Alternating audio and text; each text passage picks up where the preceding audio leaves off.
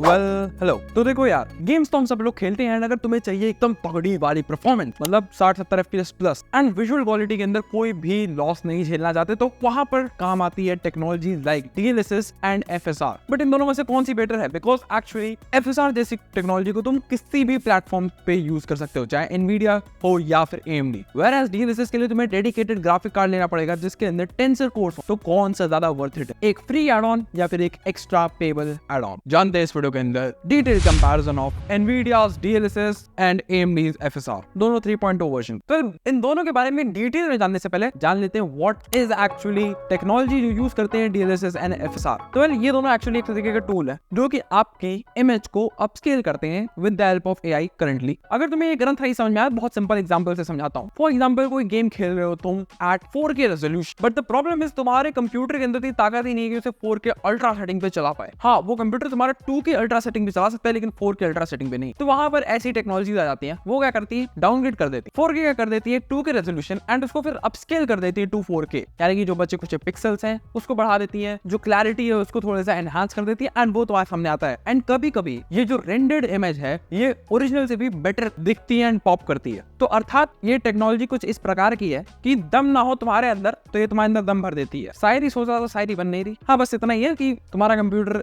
नहीं चला पाता कोई गेम को एट हाई रेजोल्यूशन, तो ये उसको बस अपस्केल कर देती है। That's very. लेकिन DLSS एंड FSR दोनों अपने आप में बहुत अलग अलग टेक्नोलॉजी। तो जो DLSS है उसके अंदर करंटली 3 आ चुका है, DLSS 3, जो कि ऑब्वियसली Nvidia का है एंड इसके अंदर AI टेक्नोलॉजी का थोड़ा सा प्रयोग किया गया है जो कि किसी भी लोअर रेजोल्यूशन वाली इमेज को बूस्ट कर देता है, अपस्केल कर देता है प्रॉपर 4K या फिर जो भी रेजोल्यूशन पे तुम गेम खेल, यानी कि नेटिव रेजोल्यूशन 1080p होगा लेकिन जो आउटपुट मिलेगा वो 4K का मिलेगा। एंड जो DLSS टेक्नोलॉजी है ये सिर्फ टेंसर कोर वाले GPU के साथ ही काम करती है, यानी कि Nvidia की RTX सीरीज, जितने भी GPUs हैं RTX वाले, सबके अंदर टेंसर कोड आते हैं एंड सबके अंदर DLSS वाली टेक्नोलॉजी। तो इससे ये चीज पता चलती है DLSS is the hardware based technology. इसे आप सॉफ्टवेयर के थ्रू नहीं डाल सकते या हार्डवेयर के थ्रू हो जाएगी। एंड ऑब्वियसली AI का जमाना है एंड बहुत सारी चीजों का जमाना है, इसलिए थोड़े बहुत एडिशनल फीचर्स भी प्रोवाइड कर देता है ये। लेकिन FSR on the very other hand अलग हो के भी अलग नहीं है, सेम बट डिफरेंट, क्योंकि FSR 3 जो कि AMD की तरफ से आता है ये एक्चुअली ओपन सोर्स एंड उसके बाद ये सारे GPUs पे चलता है, मतलब APUs पे चलता है। इंटेल का हो गया, तुम्हारा Nvidia के सारे GPUs हो गए, उसके ऊपर सपोर्ट करता है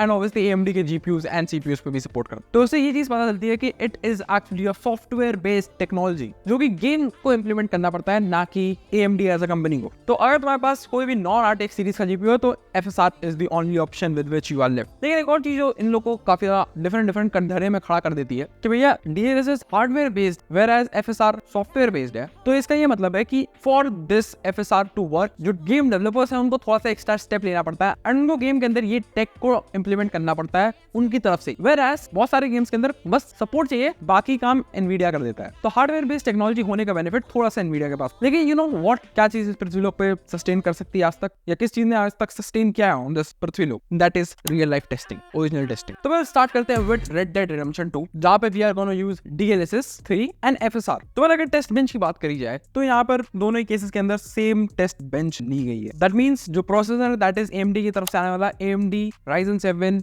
5800X processor 8 core and 16 thread वाला, साथ में Asus ROG Strix B550 motherboard, 32GB की रैम, 3600 MHz पे क्लॉक डुअल चैनल पे, हम बाकी सारे गेम्स SSD पे स्टोर्ड है। एंड जो ग्राफिक्स कार्ड है दैट इज RTX 4060 Nvidia के लिए and for AMD it is RX 7800 XT। अब मैंने दोनों अलग अलग GPUs क्यों लिया, बिकॉज RTX 4060 पे जैसे हमने कहा सॉफ्टवेयर लेवल का FSR है तो यूज किया जा सकता है, whereas AMD के अंदर DLSS नहीं यूज कर सकते। तो 4060 से ही मैं DLSS एंड FSR दोनों के स्कोर्स बता सकता था। But the thing is Nvidia has an advantage home ground होने के चक्कर में, खुद की ऑप्टिमाइजेशंस एंड खुद की चीजें। तो शायद FSR इन RX 7800 XT बेटर है, तो एक लीप ऑफ फेथ दे दिया। और सो इन Red Dead Redemption 2 यहाँ पर ऑब्वियसली 1440p रेजोल्यूशन चूज किया हमने विद अल्ट्रा पॉसिबल सेटिंग्स। हमने क्वालिटी मोड पे रखा है तुम्हारे जो भी अपस्केलिंग टेक्नोलॉजी है, DLSS को भी एंड FSR को भी। तो वेल इन टेक्नोलॉजीज के अंदर एक्चुअली डिफरेंट मोड्स होते हैं। तो quality mode is the best, जहां पर तुम्हें ज्यादा विजुअल एड का सैक्रिफाइस नहीं करना पड़ता एंड परफॉर्मेंस थोड़ी सी अपस्केल हो जाती है। लेकिन अगर तुम्हें ज्यादा FPS चाहिए, बिल्कुल नहीं समाप्त मामला है, तो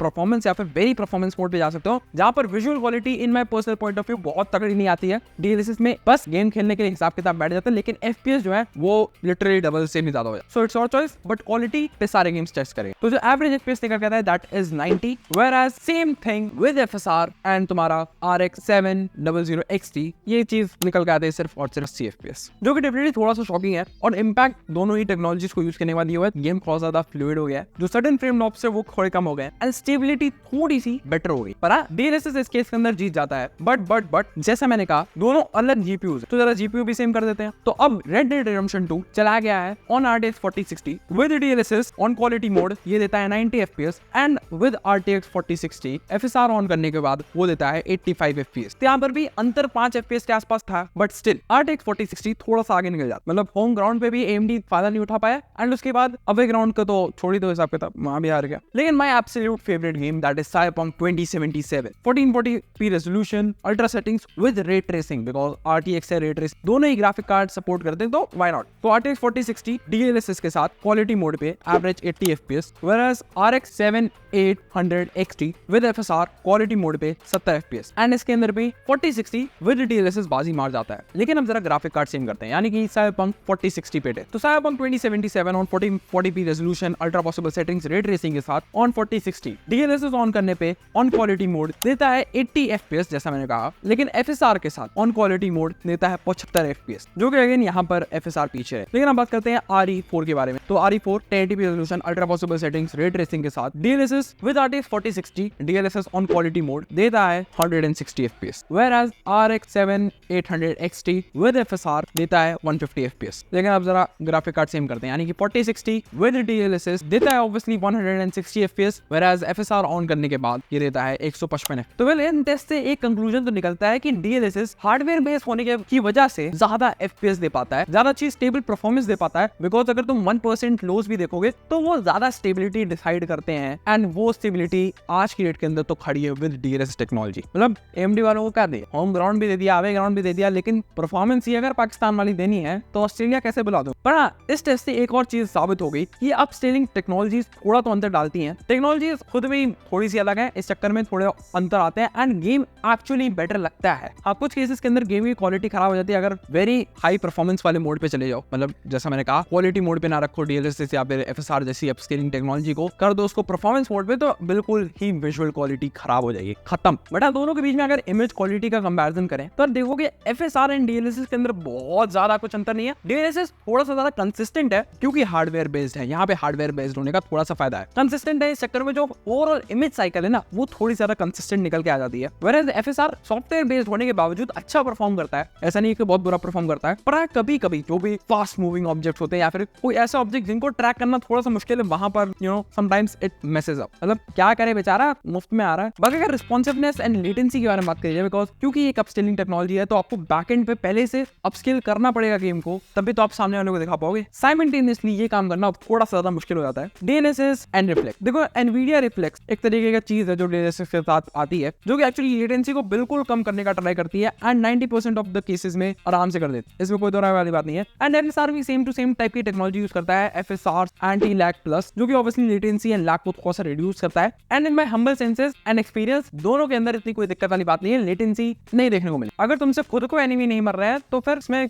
इनका बेचारों का कोई हाथ नहीं है। लेकिन इन दोनों में से एक्चुअली बेटर कौन है या फिर कौन सी टेक्नोलॉजी है जिस पे तुम्हें पैसे लगाने चाहिए? Well in my humble senses देखो FSR के लिए तो कुछ पैसे नहीं देते, कोई भी ग्राफिक कार्ड लोगे उसके अंदर FSR आ ही जाएगा। DLSS on the very other hand एक पेड एड ऑन है, मतलब तुम्हें RTX सीरीज का ग्राफिक कार्ड लेना पड़े। तो वेल ऑन टेस्टिंग वाइज तो DLSS 3 बिल्कुल छप्पड़ फाड़ निकल जाता है, कोई दिक्कत वाली बात नहीं है। सेम ग्राफिक कार्ड पे टेस्ट कर लो या फिर different graphic card, DLSS 3 straight on winner निकल के आता है आज की इस वीडियो। बट एक और चीज कहनी पड़ेगी, जो लोग FSR के लिए सोच रहे हैं भाई साहब RTX के लिए पैसे कौन देगा ये फलाने मगर, तो आज की डेट के अंदर अगर तुम कोई भी गेमिंग के लिए ग्राफिक कार्ड लोगे वो एक्चुअली RTX सीरीज का ही ग्राफिक कार्ड हो 90% तो ये cases, because graphic card RTX series के थोड़े सस्ते हो। बाकी DLSS के अंदर भी आपको डिफरेंट FPS देखने को मिलेंगे अक्रॉस ऑल दी GPU। 4060 थोड़ा सा बजट रेंज है इसलिए उठाया, नहीं तो अगर आप 4090 जैसा ग्राफिक कार्ड उठा लोगे या 4080 जैसा ग्राफिक कार्ड उठा लोगे तो इन दैट केस सिनेरियो वहां पर टेंसर कोर थोड़ी ज्यादा देखने को, तो वहां पर DLSS थोड़ा सा ज्यादा एफिशिएंट हो जाता है। whereas FSR क्योंकि सॉफ्टवेयर लेवल टेक है इसीलिए सबके लिए सेम टू सेम काम करता है, बस हाँ अंतर इतना आ जाता है कि ग्राफिक कार्ड अगर ज्यादा स्ट्रॉन्ग है तो ज्यादा FPS, कम स्ट्रॉन्ग है तो थोड़े कम है। बट डेफिनेटली तुम कमेंट्स के अंदर जरूर बताना कि तुम कौन सी टेक्नोलॉजी में ज्यादा बिलीव करते हो या फिर कौन सी टेक्नोलॉजी तुम्हारे पास है तुम यूज कर रहे हो